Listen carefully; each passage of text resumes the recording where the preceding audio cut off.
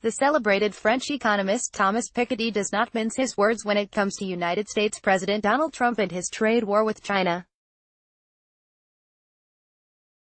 Sitting down for a recent interview with the South China Morning Post, the darling of the global left said Trump was using the tariff dispute to mask a far bigger problem in the world's biggest economy, an unyielding class divide.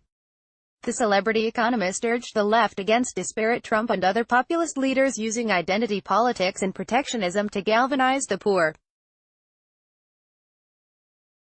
Instead, he said the likes of Bernie Sanders in the US and Jeremy Corbyn in Britain must continue advocating pro-poor policies such as increased income tax for the wealthy, even if it earns them brickbats in the short term. The trade war was largely invented by the Trump administration for their own political strategy, Piketty said in the interview this month.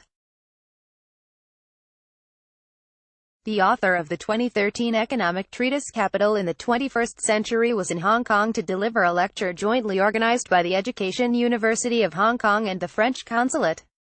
To me, the main risk is not so much the trade war but the class war, in the sense that the main policies Trump has been conducting are more class war policy rather than a trade war policy, Piketty said, referring to Trump's promises to reduce taxes for the wealthy.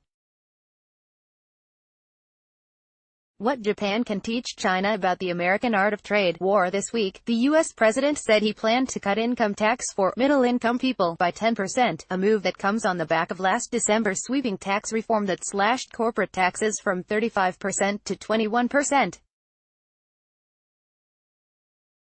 Piketty said Trump's strategy was to use external threats, China in the case of the trade war, to gain support from the poor, when it was in fact his pro-rich policies such as tax cuts and protectionism that were hurting them the most. The easy solution when you are a populist leader, if you want to take advantage of rising inequality, is you tell the poor people who are not benefiting from globalization, well look, these are the foreign workers who are to be blamed, foreign countries are to be blamed, China is to be blamed.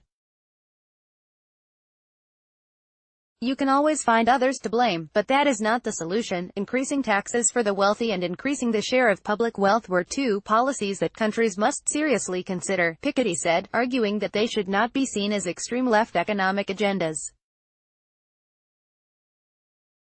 It was untenable, he said, that, in the West, public wealth was a negative proportion of total wealth, meaning public debt was higher than the total value of public assets. In China, the total net value of public property stands at around 30% of total national wealth, Piketty said. U.S.-China trade war. Trump gets his USMCA clause out in Asia while the Chinese level may be too high. Countries must strike a balance, he said. Piketty had biting words for the world's richest individuals too. He frowned on billionaires who pushed back against higher taxes by claiming they would give back to the public out of their own volition, through philanthropy. The problem with this was that, under the guise of returning the money, the rich could buy favorable media coverage and political influence, he said. International economic organizations such as the Organization for Economic and Cooperation Development, OECD, and the International Monetary Fund could do more to make societies more progressive too, Piketty said. He poured scorn on the OECD's advocacy of indirect sales taxes over direct income tax. I am a bit angry sometimes with what the OECD, IMF and World Bank and other organizations say. They still have the old tax agenda of only pushing for indirect taxation or sales tax, said Piketty.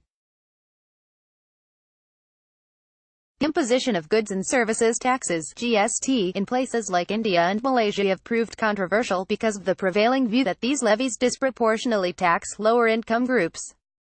In Malaysia, the GST is widely seen as one of the major issues that toppled the former Prime Minister Najib Razak in elections in May.